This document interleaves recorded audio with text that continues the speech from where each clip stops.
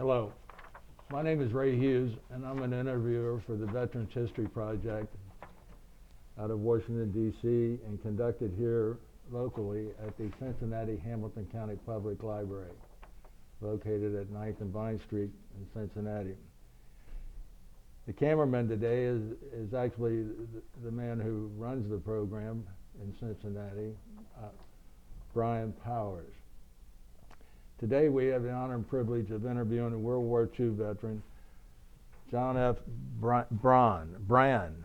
Like all Branns with two N's. John F. Brann. Mr. Brann, is it all right just to call you John? Oh, absolutely. Okay, pleasure to meet you. If you would, John, tell us when you were born and where you were born at. Yes, I was born in Rockport, Maine, June 10th, 1927. And were you an only child? Did you have brothers and sisters? I had none. I was an only child, and my dad was an only son.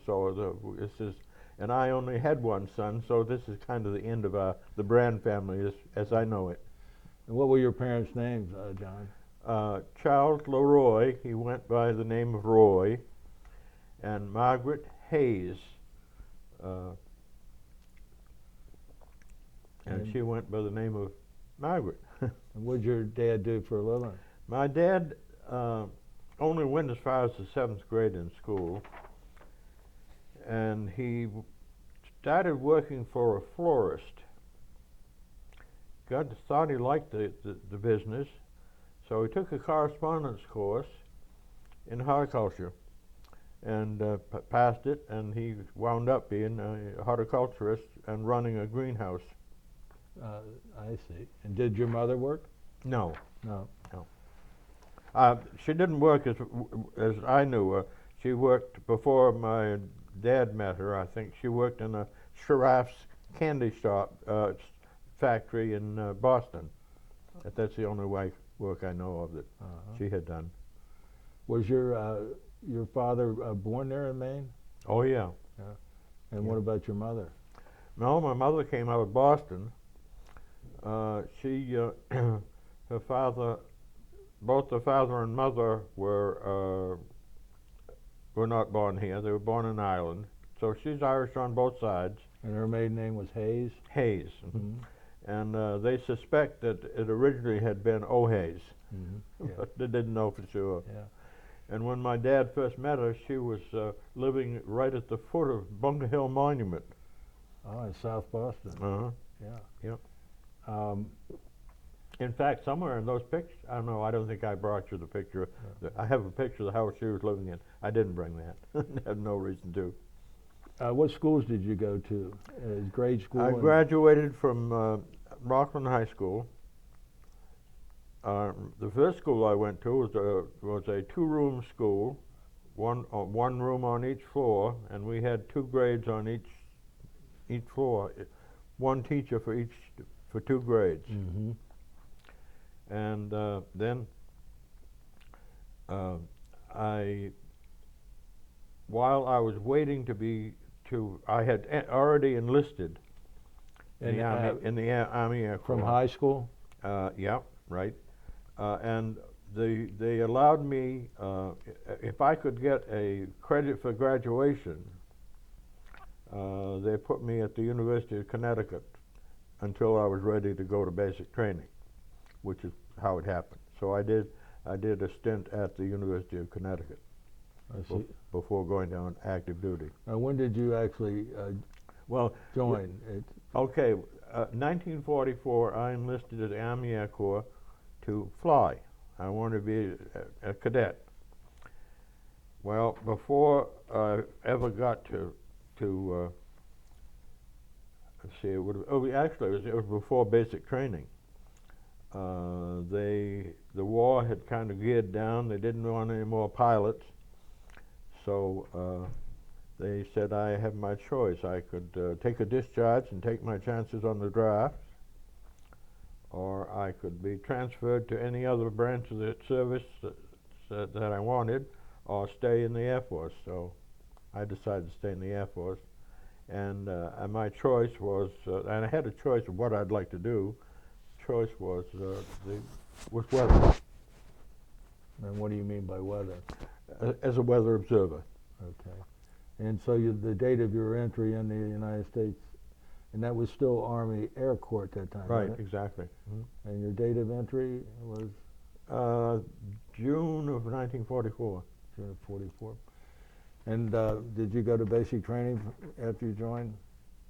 I went to basic training after leaving the University of Connecticut. That was in between enlistment and active duty, which would be basic. I did that at Keesler Field, and that would have been in June of 45. Okay. And from Keesler Field, Keesler Field, I went to Chanute Field, Illinois, very good. Mississippi to Illinois. And for weather observer training. I see. And how long were you at Chanute? I would be guessing. I'd say probably 2 or 3 months. And from there, where did you go? From there, I went to, was shipped to North Carolina.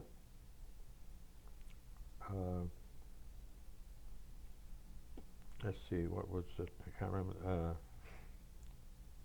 the name of the base now. Anyway, waiting for shipment, for assignment.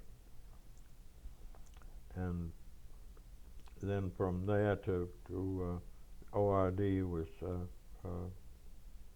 out of New York City. And now what's ORD mean? Overseas Replacement Depot. Okay. Gee, I remember that. Good deal. So you're in New York to be deployed overseas. When is that exactly? The date on that, roughly? I couldn't tell you. I'd be guessing completely. I'd be guessing completely. You know. When did you arrive in overseas? It was in the. Let's see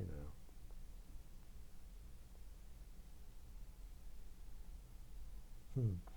Those dates are. I can't even remember what. Where did you go when you first arrived overseas? Well, of course, we were still being transported by ship at those days, and we had a Victory ship. St. Albans Victory was the name of the ship, and that was a 1 week trip across the Atlantic. And I arrived at Bremerhaven, and from Bremerhaven they put us on a train going south, and our eventual destination was Wiesbaden for deployment to our various locations. On the way, we stopped at Frankfurt. They let us get off and stretch our legs. I went outside. I had my camera in my hand, and I looked out of the way, and there was nothing but devastation. What a mess! I just couldn't believe how flat everything was. Nothing at all. However, now this is a picture of that church, right? yes, I looked in the distance, not too far, and here's the picture here. That church was the only thing I could see standing, and even then it had evidently an artillery shell through the steeple. And this is right outside the railroad station. That was right outside the Bahnhof, yes. In Frankfurt. I wound up eventually in Wiesbaden. Spent 2 weeks there waiting for deployment to my various the various stations. I got signed to one of them. Then they changed their mind, or they finally decided where I was going, and they sent me to an air base where had been originally a German air base, Lechfeld. they had at that time what they claimed to be the longest runway in Germany. And I suspect that that's one of the reasons that I think they were flying there when they first started using their Messerschmitt jet. I believe that's one of the reasons they were using that for some of their trials, I'm sure. Yeah. Leckfield Air Base, is that the name of the city, or was that? That was the name of the town. No city. Leckfield. It's a little town, Leckfield. Uh-huh. Yeah. And what was that near to? What major city? It was about 15 miles west of Augsburg, and I'm guessing around 30, 35, 40 miles east of Munich. Yes. So it's situated in between the two cities. Now, what was your job there at Leckfield Air Base? I was a weather observer, which entailed taking observations hourly. Now, when you say observation, Okay, we'll get into detail. Temperature, humidity, dew point, temperature, dew point,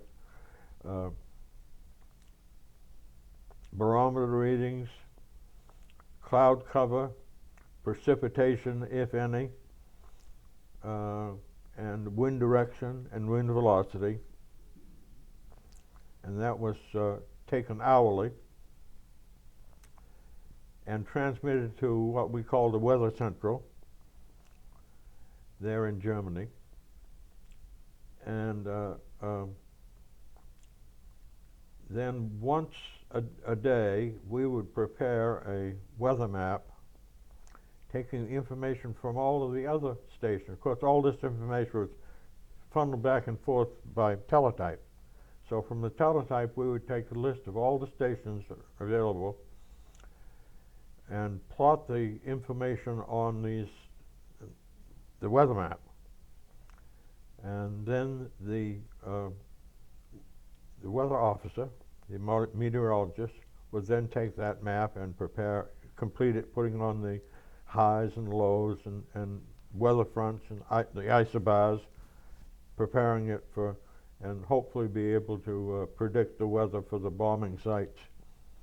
This is what they were doing before I got there. There was no bombing going on when I was there, but during wartime they were hoping to get an idea what the weather was in Germany to prepare the bombers for what they might expect for weather when they got over the bombing site. now you're there in late 45, early 46? 46. Uh-huh.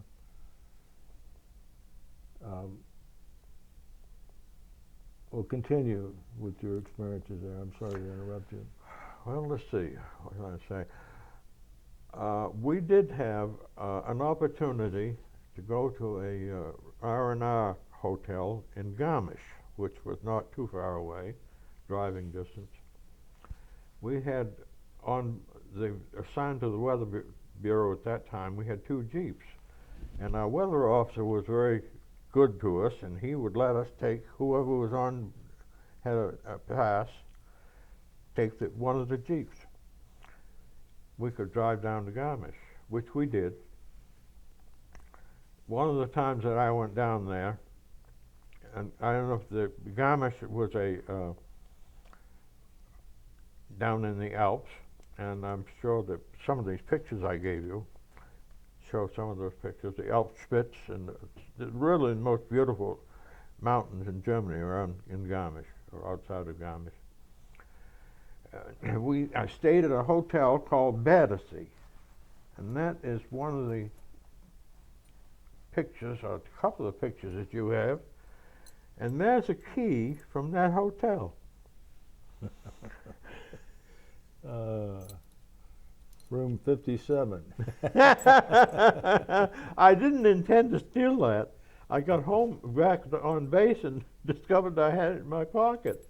And so it's been real nice to be able to show it. Yes, yes. Battersea. Battersea, and it's still there.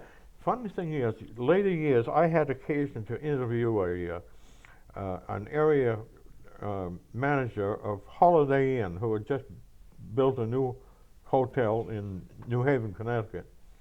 And I had a conference with him about the hotel. I wanted to know about the cost of it and so forth and everything else.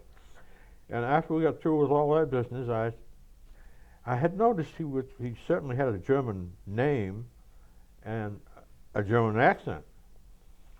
And I asked him, I said, did you get started in the hotel? Oh, no, the first thing I asked him was, I understand that, oh, yes, I asked him if he got to start in the hotel business.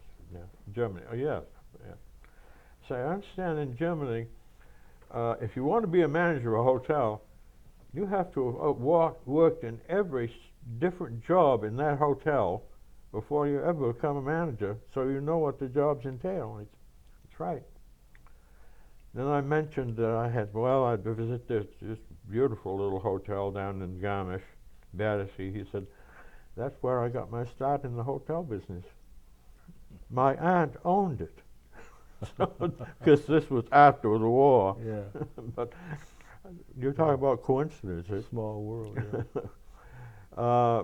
I did go to,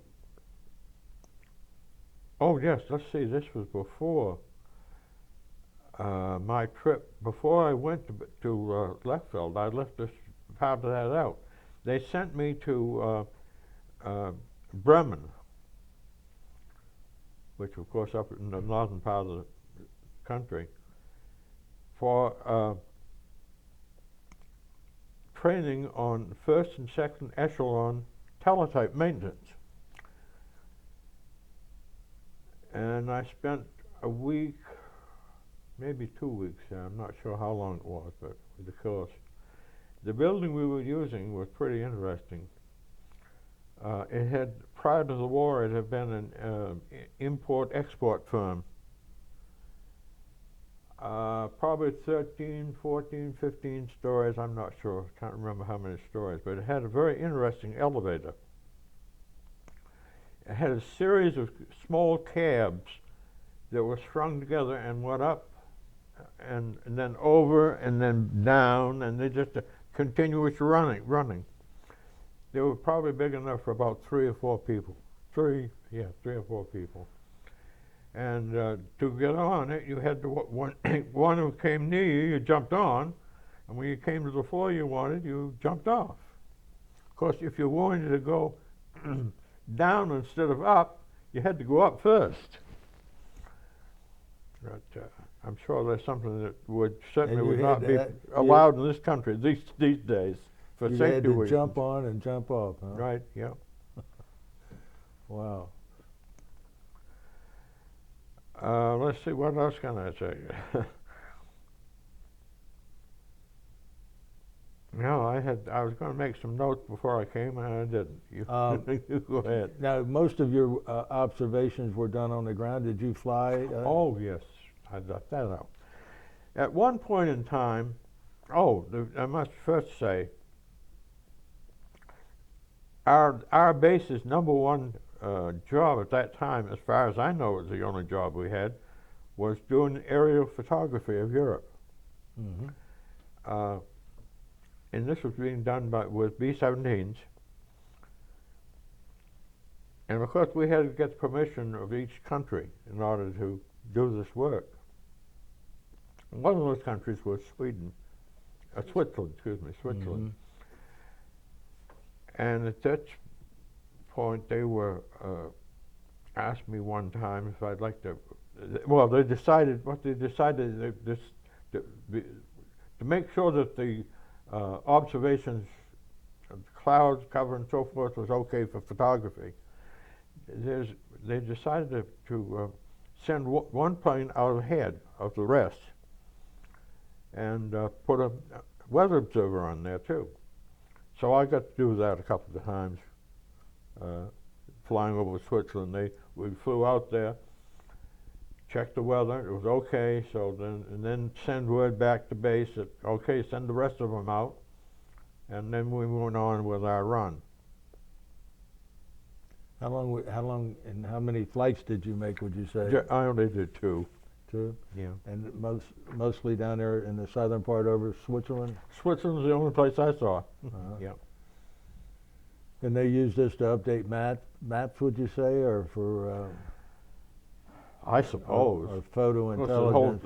everything's obsolete today Yeah. with satellite. Oh, Yeah. Mhm. So how long did you stay at Leckville? I was there a little less. I'd say a little less than a year. Mhm. Yep. Did you see any of the German aircraft? Oh, that. Not in one piece. The sides of the field were lined with aircraft. They were just all over the place. German aircraft that had been destroyed or damaged, and they just pushed them off the field and sat there. Messerschmitts and Focke-Wulfs? You name it, they had all of them. Did you see any? I'd say most of them were bombers. You know? Oh, bombers? Uh-huh. What about, did you see any of the jet planes while you were there? No, I didn't see any of those at all. In fact, I had never even heard about them at that point in time. You know, they were having trouble with the Germans, civilians, getting into these planes and trying to strip out anything to salvage it. And they were. The problem was they were getting hurt trying to do this stuff. So they decided they had to do something about it. What they did was to blow up all these planes out there. Oh, they did. So a couple of days we had explosions going on all day long. So we just blew up all the aircraft and Right. Yeah. I did have. I had noticed that some of the guys had dogs there, and I loved the dog. I'd love to have one, and decided I would try to get a German Shepherd. So, and the army said, well, if you have a dog, we'll help you get it home when you have to go home. So, of course, the nearest place was Augsburg. And I went in there one day and was in the square, downtown Augsburg. My German was very, very poor. All I knew was a few words. So I'm running around, walking around the square in Augsburg, saying, "Bye, Schäferhund, bye, Schäferhund." All of a sudden I hear a voice from behind me saying in a perfect English, "You want to buy a dog?" And I turned around, and here's this guy standing there, fairly tall, long leather coat, what you'd expect to see. And he was a German, and he said, "I have a friend who has some pups. I'll take you there," which he did. And the man's name was Hans Studer. Studer. This was the guy who had the dogs. He was the owner of the dog. The father, which is the only one, I didn't see the mother, all I saw was the father. He, at that point, supposedly was the champion of Bavaria. And I had a choice. I had to be able to pick out, I think there were 3 pups there, and I picked out this one. And I had somebody make a doghouse for him. And of course, he didn't get inside. He was just an outside dog. I had to come up with a name, and I wanted to come up with something that meant something. And so his name became Lech, from Lechfeld. Lech. Lech. L-E-C-H. Yes. Well, he was about, I'm guessing again in time, no more than 6 months old, 8 months maybe at the most, and doing wonderful. He's a beautiful looking dog, and he got distemper. And we had no vets, no way of treating him, so I lost him. Mm. Yeah. You know, I'd say, I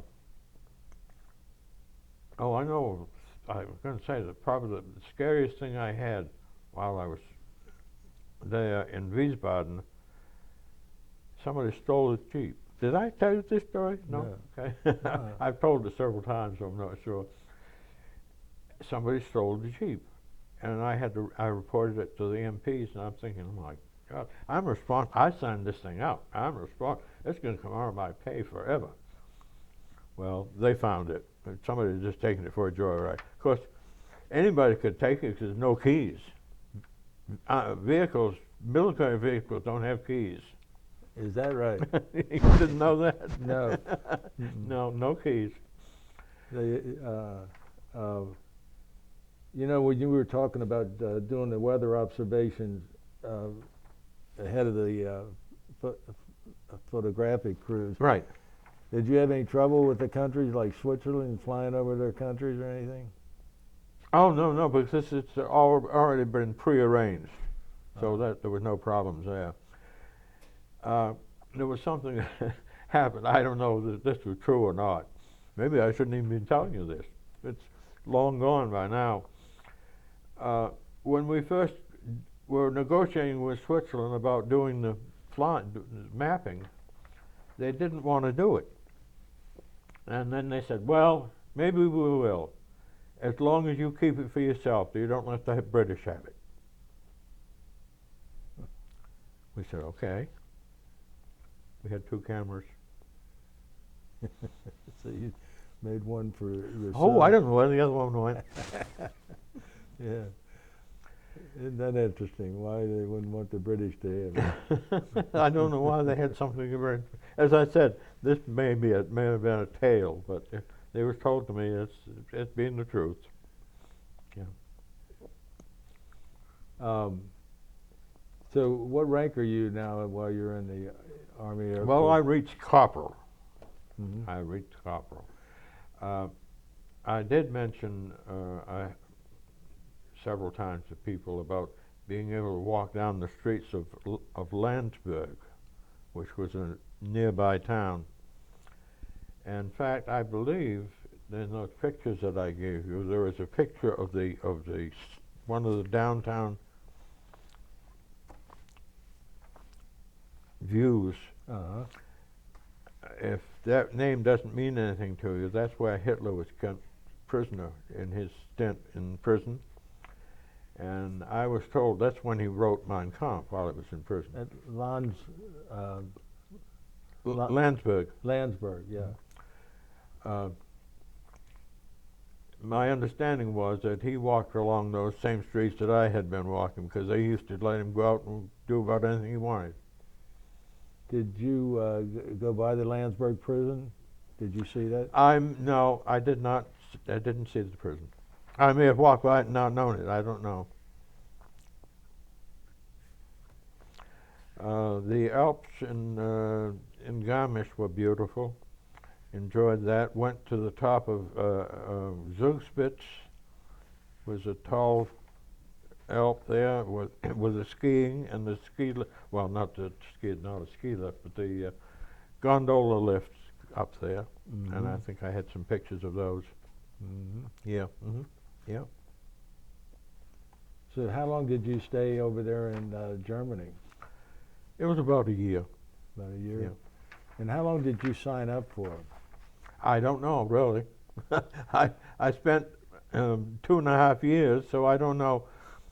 They just told me they wanted me to re-enlist at one point, and I decided I didn't want to, and finally they sent me home. I see. Now, while you were over there in Germany, were there any American aircraft and an outfit stationed there at Lackfield with you? Oh, yeah, we had B-17s there. Yeah, we had a whole bunch of B-17s. Now, you were part of the 9th Air Force? 9th Air Force, yeah. And any fighter aircraft there along with No, no fighter at all, no. Did you meet any guys that were famous for what they did during World War II? Not there. I did mention, and I hadn't mentioned, in the weather station, there would normally, on each shift, would be 2 weather observers and the weather officer. However, at night, we had 2 German meteorologists that alternated to fill in at night, so the weather officer only did the daytime stint. One of them was probably in his 30s. I think that's pretty close, maybe late 30s. Spoke very good English. He wasn't unfriendly, but he was a little standoffish at times. The other one was an older gent, probably in his maybe 60. Mm-hmm. He didn't speak as much English, but he was the friendliest of the 2. Nice old guy. One night he was on at the same time I was on, and it was late fall. He went outside for a while, came back in this big grin on his face. He was singing, "Alle Schnee, alle Schnee, alle Schnee." What was going on, do you suppose? It was snowing. Right. It was the first snow of the season. He had heard our song, "Let It Snow, Let It Snow," and he took that and made his own song. He was a nice old gent. Now you're there in Germany, and especially in Bavaria, where you're at, 1946. You run across any former German officers and soldiers down there, or did you see any POWs or anything of that nature? No, I can't say. The only thing I can say, as far as the German soldiers were concerned, I can remember being in a park there, and I'm not sure where it was. These what had been German soldiers out with a leg gone or an arm gone, and especially somebody with a leg doing all kinds of jumping around and to show how good they were and how Aryan they were or whatever. I don't know. They were acting kind of strange anyway. But no, I didn't. I can't say, other than the 2 meteorologists, the only ones that I met that had been in the. Of course, they would have been Luftwaffe. Did you see any indifference towards Americans from the people who owned the stores and? Well, as far as stores are concerned, that was an out thing. There was nothing to sell, nothing to buy. The only stuff you could buy was what you would buy with cigarettes. Cigarettes. In fact, that's how I bought my dog, was with cigarettes.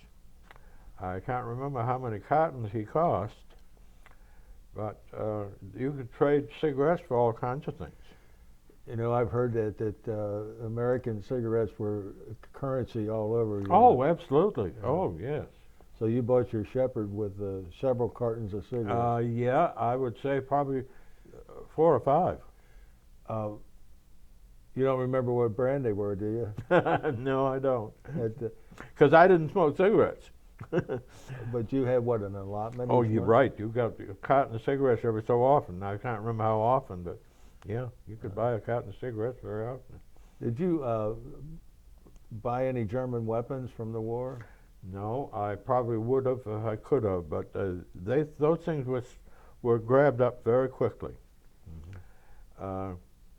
I tried to buy stuff like that and never got anywhere as far as anything of any value at all. Did you drink any beer while you were in the service? Yes. And we were getting the good stuff. The Germans were getting their beer was terrible, but we got the good stuff from America. Well, I think probably some of it came from Germany. Yes, yeah, I know it. Yes, we were getting German beer. Yeah. What about American beer? We drank mostly the German beer because it was so much better. Yeah. We're interested in if you had any Maybe got any beer from around Cincinnati. You know, we're a good German town. Is that right? Jawohl, jawohl. Jawohl. Yeah, yeah. Yeah. Let's see, something had come to mind. Not too long before I came home, I met a young lady. I did a few of those things.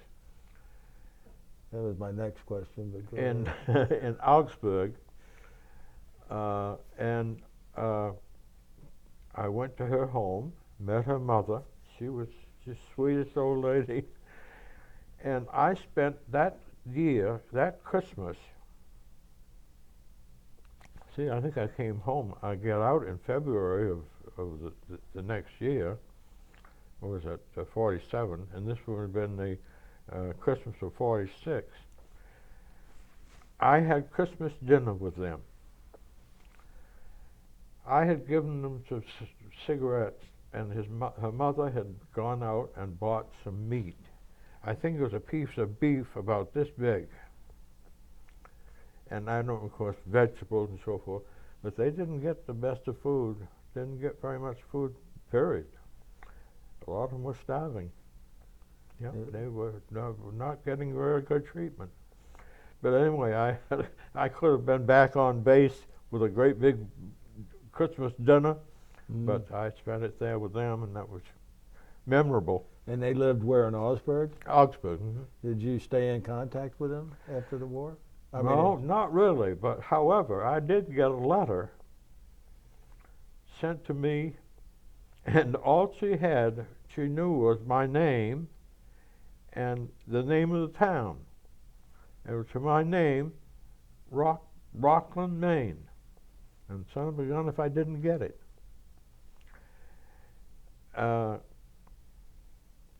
She had, after I left there, she met another young man, and he married her and brought her back to this country. And she was living out, I think, somewhere in Illinois. And he had died. And she was writing, she remembered my name and where I was from, and she was writing to me, telling me about what had happened and so forth. Did you write her back? No, I didn't write her back because at that time, I think I was engaged to be married. I didn't think it was a very good idea. Right. Do you remember her name? I did the other day. I brought it up to mind. Eleanor. Can't remember. That last name will come up sometime, but it doesn't right now. But I know the first name was Eleanor. Now, while you were there in the, I guess what you call the ski capital of the world, did you do any skiing or anything? No, didn't at all. So you were discharged in February of 1947. Right. Did you come home right away? Did they ship you home? Yes. How'd you get home? Did you come on a ship again? Or yes, that's another part of the story. We boarded, of course, in Bremerhaven. Can't remember the name of the ship, but it was a Liberty ship. Now, those Liberty ships, they were all built by Henry Kaiser, weren't they? That's what, he built a good deal of them. Yeah, there was the Liberty and the Victory. They were the same kind of ships. We boarded and left probably in the morning. I'm not sure just when it was we left, but sometime during the night. We went through the English Channel, and then sometime during the night, something was going on. Something happened. Got up the next morning, we headed back to Bremerhaven. We had blown a boiler outside of, well, it had already passed through the English Channel and were on our way across the Atlantic, but they blew a boiler. And they only had one boiler to run on. And they couldn't go very fast. So they didn't dare go any further. So we went back to Bremerhaven, reboarded, and then headed back again. And the whole trip took, from the first trip starting and the second one ending, 2 weeks. Oh, 14 days this time. So it was a week. It took us a week to get out to that one point. Well, probably a day and a half to get where we went, and then the rest of the week to get back to Bremerhaven. That's how slow. The funny thing is, when we left Bremerhaven on the first ship, and we're going through the English Channel. I don't know if you're familiar with it, what the English Channel is like, but it can be very rough or very calm. Well, on the way out, it was rough. Oh, Lord, it was rough. Then we blew the boiler, headed back. On the way back, it was just as calm as a mill pond until we got back to Bremerhaven. Boarded, got on a new ship, back out of the English Channel, and it's rough again. So we just barely made it back. You know, we touched on a couple of subjects back there about, and I think what you were really alluding to is how rough things were in Germany for the German people, because you were able to buy a dog with cartons of cigarettes, and the lady who took you in for Christmas was able to buy the meat for the meal with cigarettes. What about the towns and villages you saw? Did you see them? Were they bombed out or destroyed? Or Well, let's see. There were portions of Augsburg that was bombed out, and of course, Landsberg, I don't think was touched. But as far as the stores were concerned, there was no reason to really go to a store because there wasn't, excuse me, hiccups, there wasn't anything to buy. So I can't really tell you much about what the Germans were buying and how the merchants were getting by. It's a good question. what about the rest of the villages? Were they bombed that you went through? Were they bombed out or? Well, of course, I spent most of my time in Bavaria, and there wasn't a great deal of Bavaria that needed to be bombed. So I didn't see as much. What about the Jewish question while you were there? I don't even remember hearing the term mentioned. Did you visit any of the concentration camps? At that time, the concentration, the existence of the concentration camps had not been blown up that much at that time. Not much had been said about it. So I had no reason to have any idea of trying to visit one. Actually, we could do very little visiting and very little traveling. This travel that we could take down to Garmisch, to Garmisch, was about the only thing we did. You couldn't travel a great distance. There just wasn't any. Now you're traveling in a Jeep when you do this, or? Yes, yeah. Now going to Garmisch, we went in on we had our own buses taking us in it back and forth from Garmisch. But the trip to Augsburg, buses taking us to Augsburg. The traveling to Garmisch, of course, was by our own Jeep. Yeah. Did you travel much on railroads while you were over there? Only to getting from Bremerhaven down and then back. I think that was the only railroad travel I took, was down to, I can't remember how I got back from Wiesbaden, probably by bus. But we went to as far as Wiesbaden by train. That was it, out of Bremerhaven.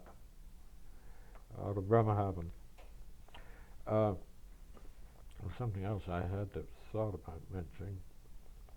Travel. No. I've lost it. Have you stayed in touch with anybody that you were in the military with? I have lost track of everybody. I've lost track of everybody, yep.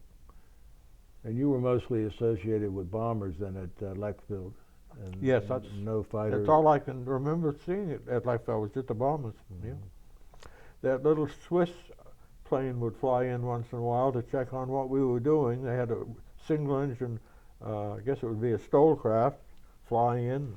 They'd come out, look things over, I guess. I didn't see what they were looking at, but they They wanted to check what we were doing, make sure we were doing it okay. From Switzerland? Yeah. And then Now, they go back in the plane and fly back to what Switzerland. jurisdiction would they have there in Bavaria?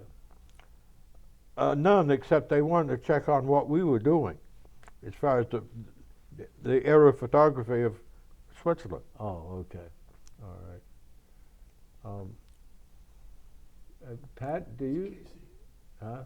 Casey, What about Casey? B-17. What about, Pat says something about Casey and a B-17? Casey and the B. 27 missions? Oh, you mean my friend? Yeah. Oh, yeah. I just lost a friend here this year. He had 27 bombing missions over Germany as a B-24 pilot, chief pilot. He was quite a great guy. He was 91. He told me one time, he said, you know, when the war was, my duty was over there and I was getting ready to be discharged, I flew me back home, and I was stationed somewhere out here in the Midwest, waiting for discharge. One day, he said, he and the guy who'd been his bombardier on this regular flight, which, by the way, he had 27 flights, never lost a plane and never lost a man in 27 flights. Anyway, this bombardier, he and this bombardier had an opportunity to take a one-day flight to New York City, just as passengers. And they decided to go. They had nothing to do. So they got aboard this B-25. And the pilot taxied out the end of the runway, and he was revving the engines up. My friend Bill told the pilot, he said, I don't like the sound of the megs on the engines. And the pilot says, oh, they're fine, there's no problem. Oh, Bill says, his name was Bill. Bill says, I don't agree, I want off. Well, they both got off. He got up the next morning, looked at the newspaper, the headlines on the newspaper. That's a B-25 that crashed into the Empire State Building in 1945. Oh, my goodness. And Wow. he's telling me this story just kind of matter of fact, and no excitement over it at all. And his name was Bill Casey. Bill Case. Bill Case. Bill Case. Yeah. Wow. What a... I guess probably my closest touch with great people was not during the war. It's in most recent years. And those two people are Charles Lindbergh and John Glenn. You got What a pair, huh? Yeah, you got to meet both of them, huh? Yeah, I only met John Glenn just casually. He had been running for the Democratic nomination for the Senate, and the guy already in office was a Democrat, and I can't remember his name. Who was in before? I don't remember. I don't either. Anyway, I was running a seminar up in Lorain, Ohio, in a Holiday Inn. And he was there for a meeting with union leaders to talk about his campaign. And I went out into the lobby on a break, and here he is standing there waiting. It seems that his opponent, his Democratic appointment, he was Democrat, of course, too. Democratic opponent was got to the Lima leaders and told them to stay away. So he's waiting for nothing. Nobody ever showed up. Hmm. Now, as far as Lindbergh is concerned, I spent probably an hour sitting in his living room talking with both he and his wife. Where at? In Connecticut. He was living on the coast in Darien, Connecticut. I had an appointment made with him through an acquaintance, and they said, well, the best thing to do, he says, I understand that the general, everybody there referred to him as the general, is in town right now.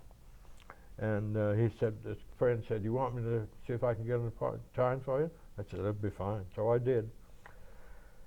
So I went and rang the bell. He opened the door, and there he is standing there and all by himself.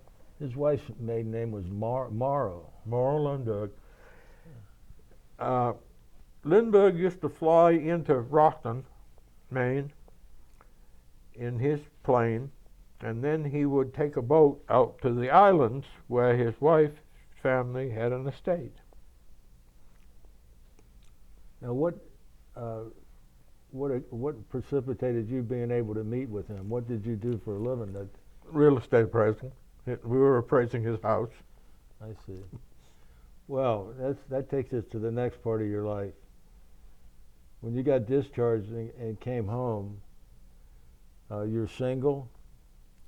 You're not married. No, that's correct. And when did you meet your wife? And tell us her full name. All right. Let's see now. Let me think back to that time. Okay. Okay. In between, when I first came home, I looking for a place to go to school, take care of the GI Bill, and I decided that television looked pretty good.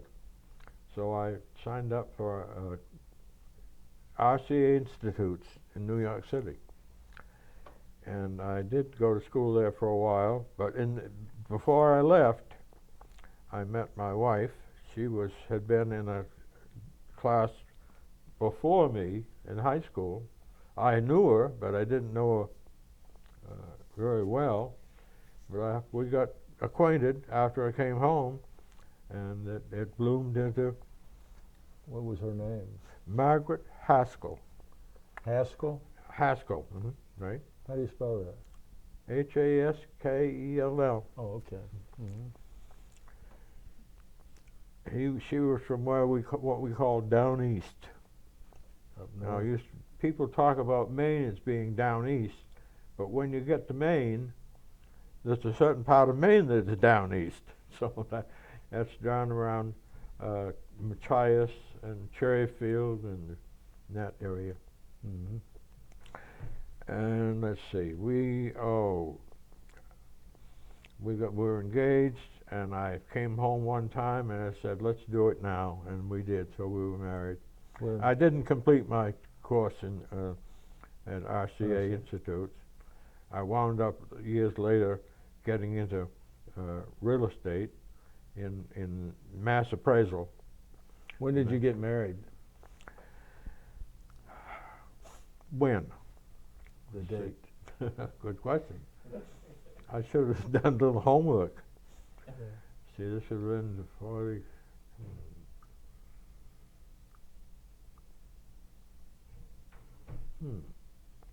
Have to be in Well, we'll come early 50s. Early 50s. Oh, early. Early 50s. And yeah. how many children did you have? I had two. And their names?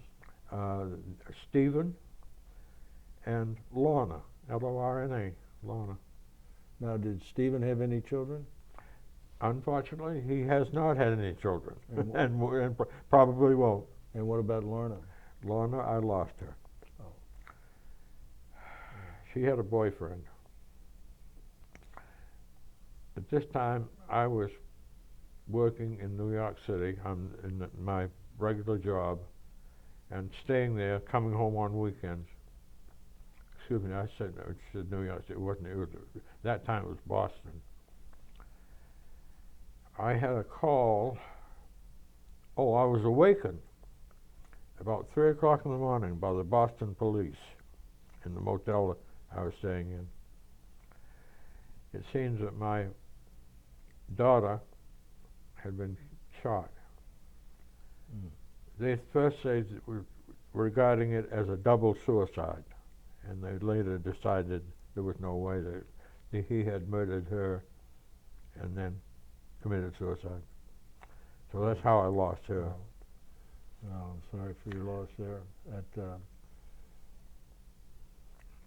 Well, if we could then, go through your employment history for us after the war. You went to RCA.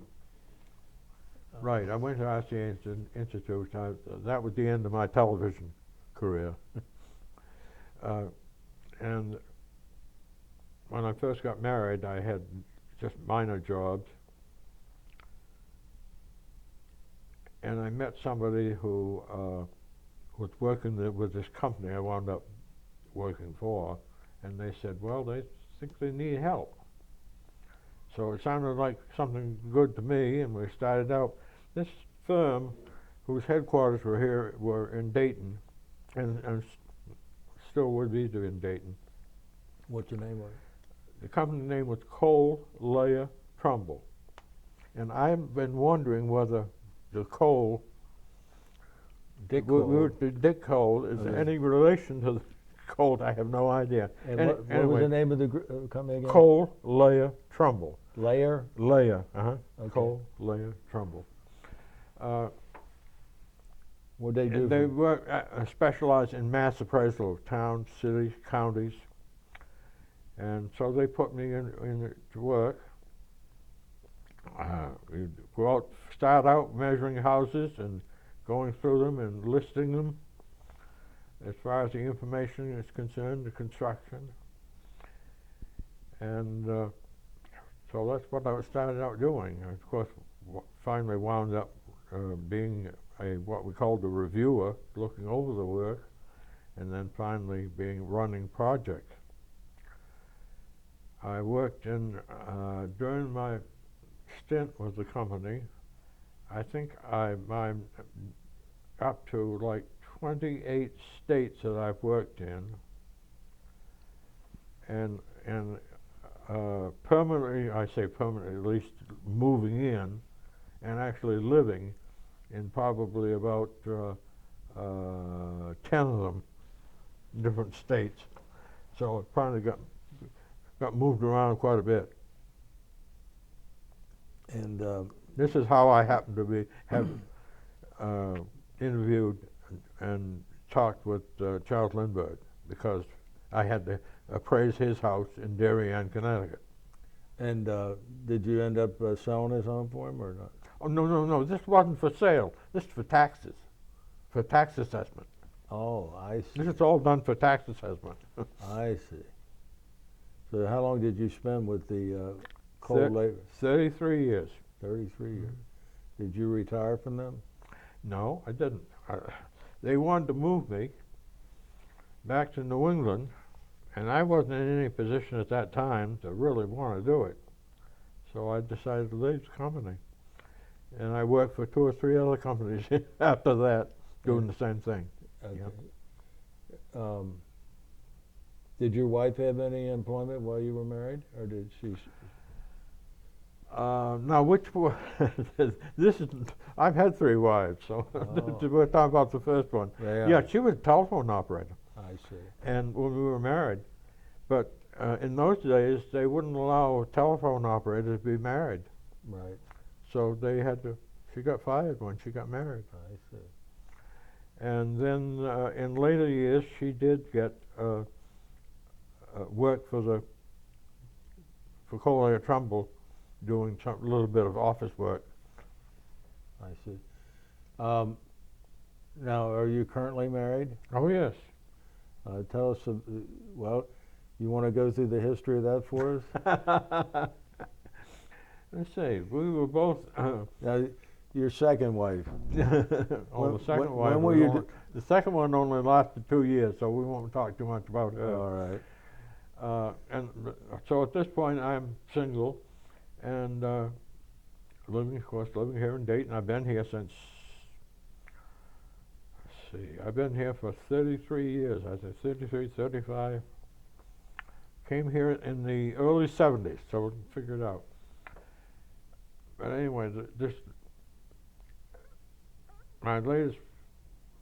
my present wife, I met her at a singles group, and we dated for about 4 years, and her family thought it was about time we did something about it, so we did.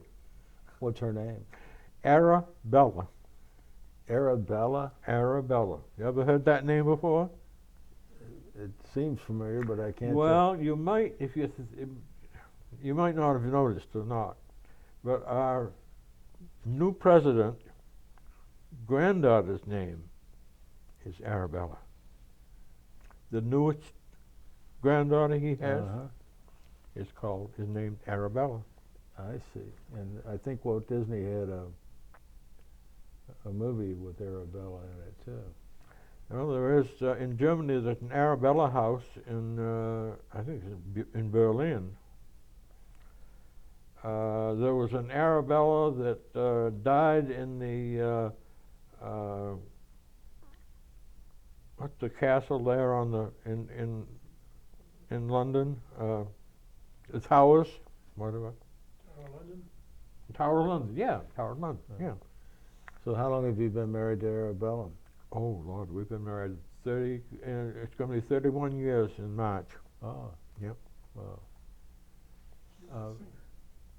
She was a singer. She was. She sang. Oh yeah, she had a wonderful voice.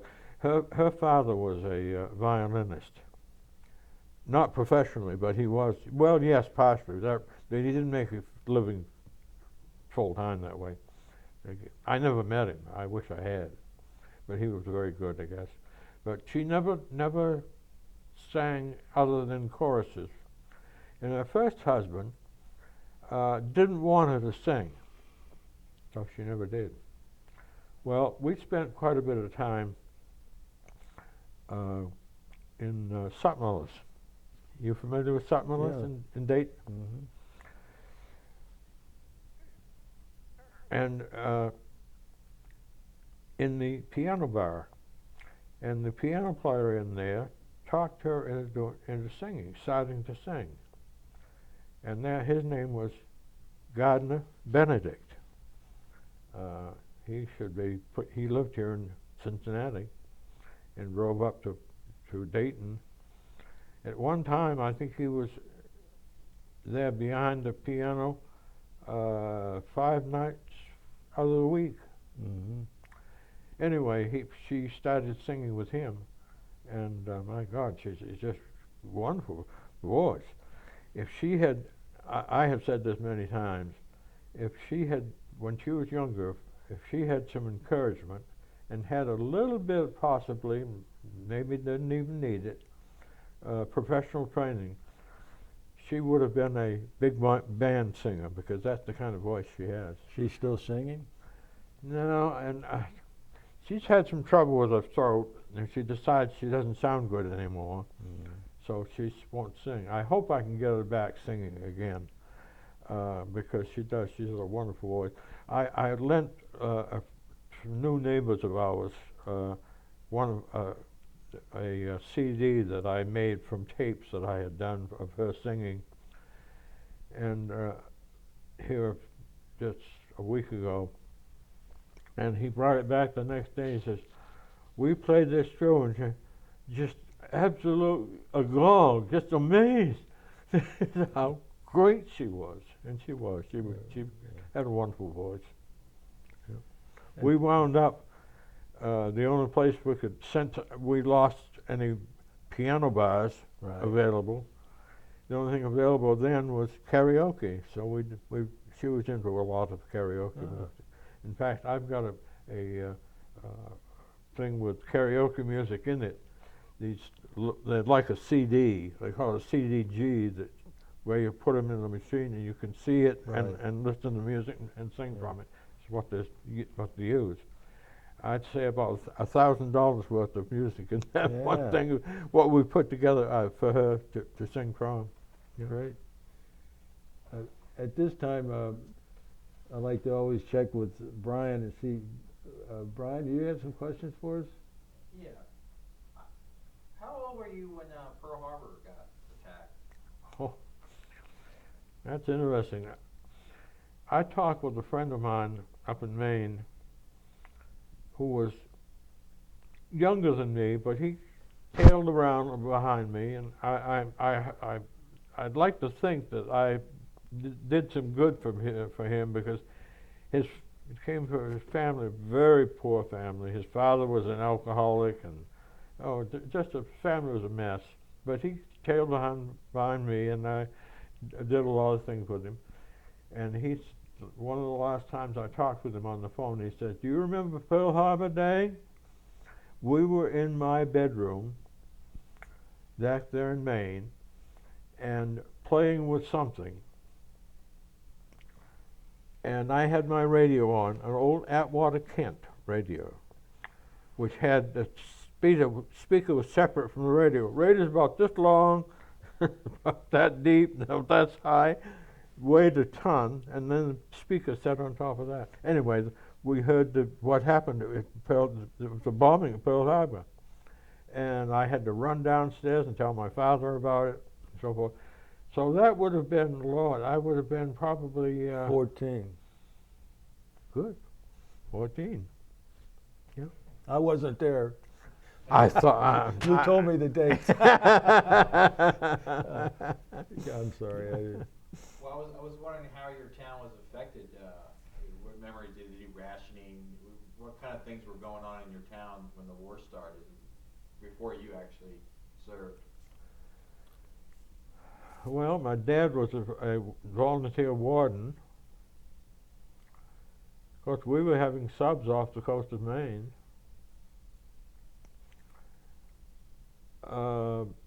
I didn't hear about it at the time, but there was a sub that let off two men up in, and again, this would have been down east in Maine. They were let off on shore, and with, I don't know, something like $50,000 in cash, and I'm not sure what their motives were, but they got separated. One of them got caught almost immediately, and then the other one did roam around for a while, and then they finally caught him.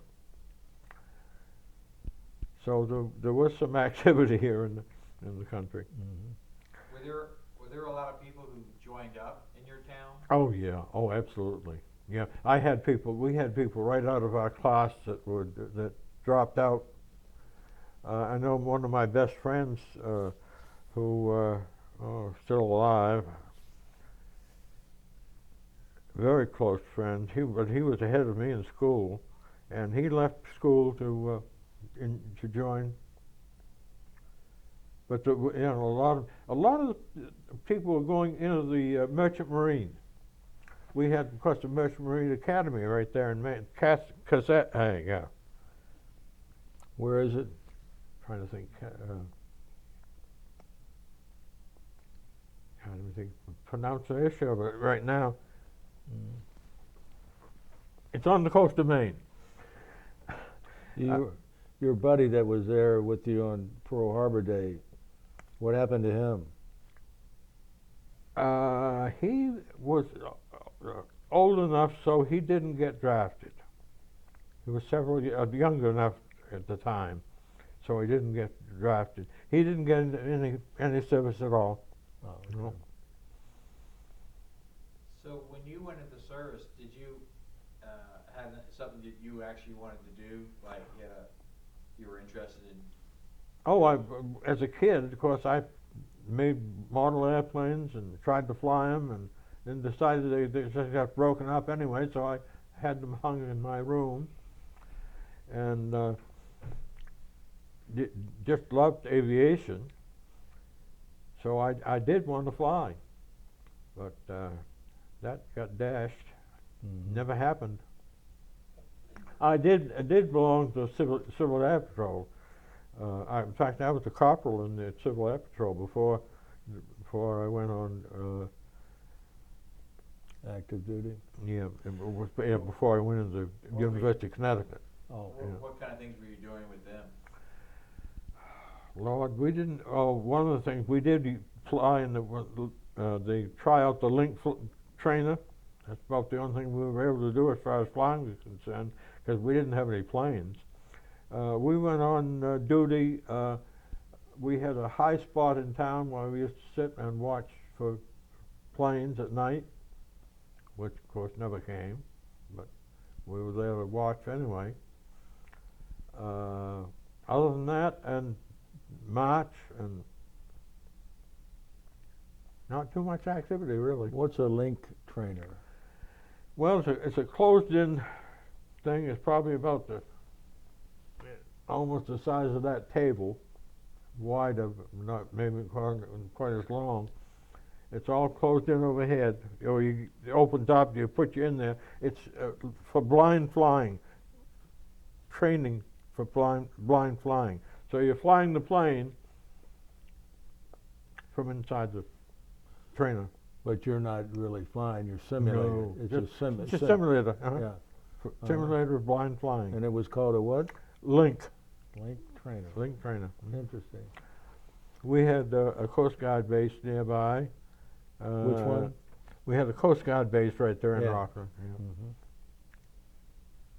Well, how soon into your training did you find out you were going into like doing weather? Or were you taking tests and you were determined that how did it come about that you got your assignment? Oh, I got, before I even went in the service, I was interested in weather and read about as much as I could. So when I was turned down for pilot training and I had an opportunity to go to any kind of training course that I wanted, I selected weather, and they said, all right, we'll send you. What was how did you get interested in weather? What drew that? What attracted weather? What was it about weather that you were attracted to, you think? Just looking around the sky, I suppose, and keeping track of temperatures and so forth at home. It just seemed like pretty interesting. So when you were in the service, what kind of instruments were you using to keep track of everything, temperature? Well, we had a nice little thermometer, and you know, I don't know if you know how you get dew point. You have a wet thermometer and you swing it like this, and it gives you the dew point. It goes down to the dew point. And Is there something called an anemometer? anemometer, that's your wind direction Mm-hmm. and wind speed. Mm-hmm.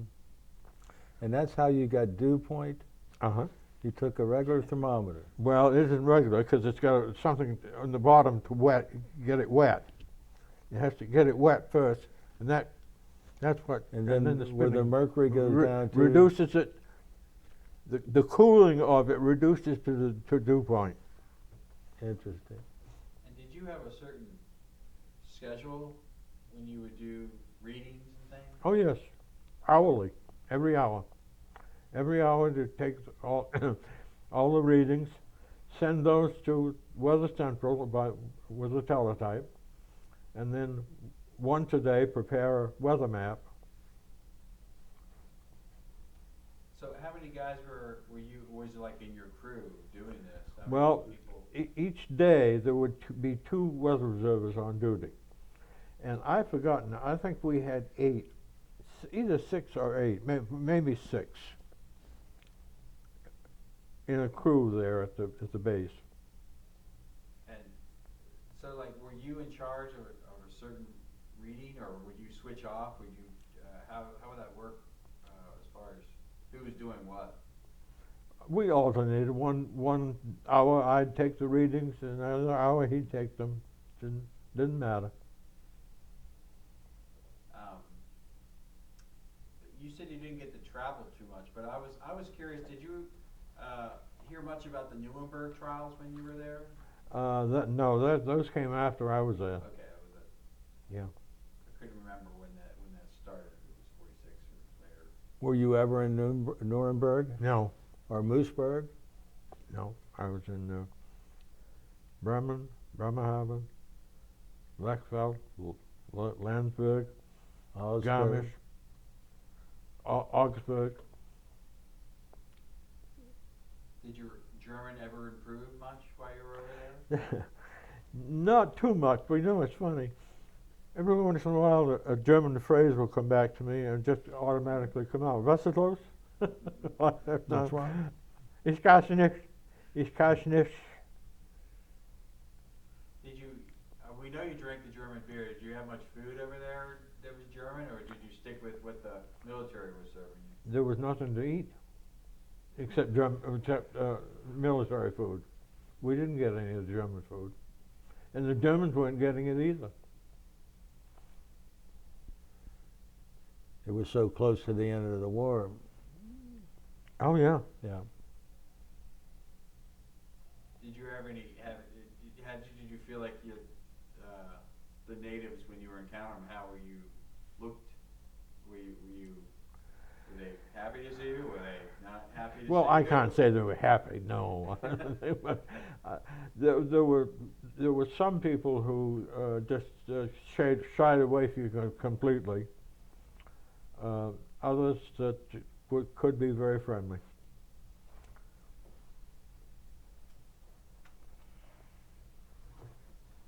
So where were they putting you up at when you were over there? Where did you sleep at? And your accommodations? And We had just regular barracks. It had been the German barracks, I'm sure. Wooden barracks. Oh, yeah. Mhm. Yeah. What kind of heat did you have? I believe it was forced air, but I wouldn't swear to it. We didn't freeze. We stayed warm enough. Well, I'm gonna skip ahead to your civilian life, but I was curious of what did you and Lindbergh talk about? Do you remember the conversation? Yeah, I talked with him about his trips up to Maine, and tell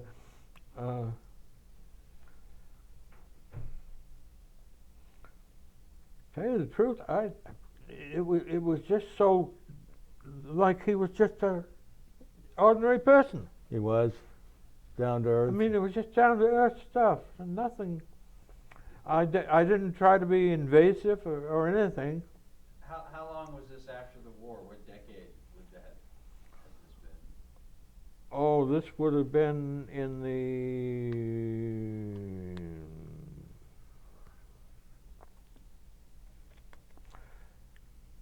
late 50s, early 60s. So he was a little older at that point, right? Oh, yeah. So was he? Do you know any idea what he was? Was he somewhat retired at that point? Was this his? Oh, yeah. He had just shortly before that come back from a photographic safari in Africa that had been covered in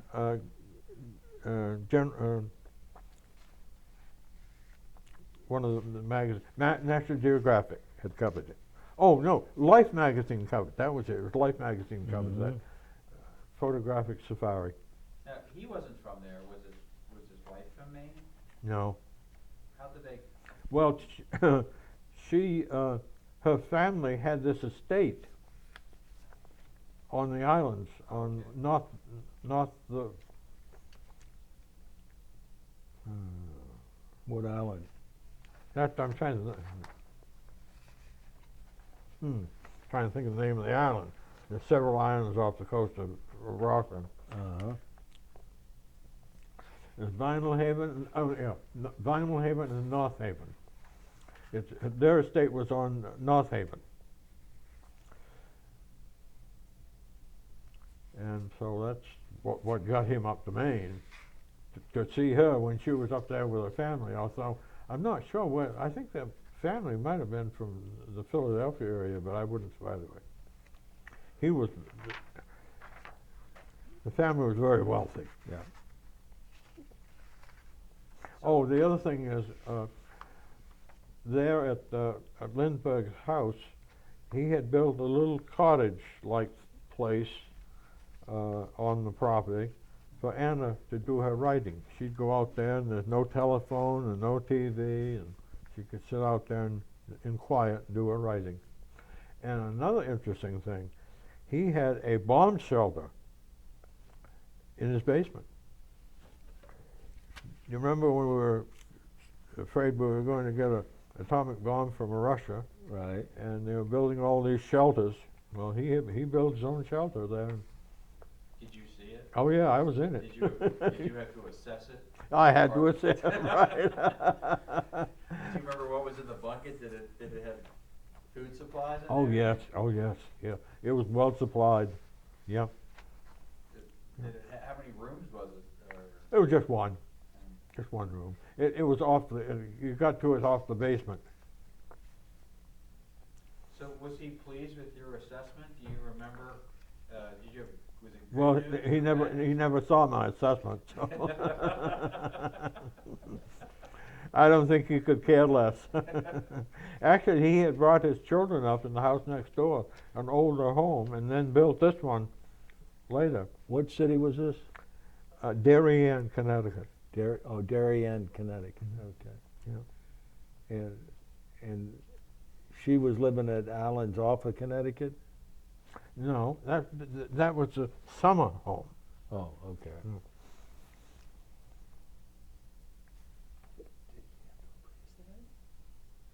Did you have to appraise his summer home? Did you ever appraise his summer home?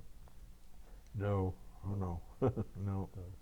Did he have much, when you were in his house, do you remember, did he have much memorabilia around, like, of his? I didn't see any memorabilia at all. Of course, I maybe was more interested in looking at him than us. Did you get his autograph? Right.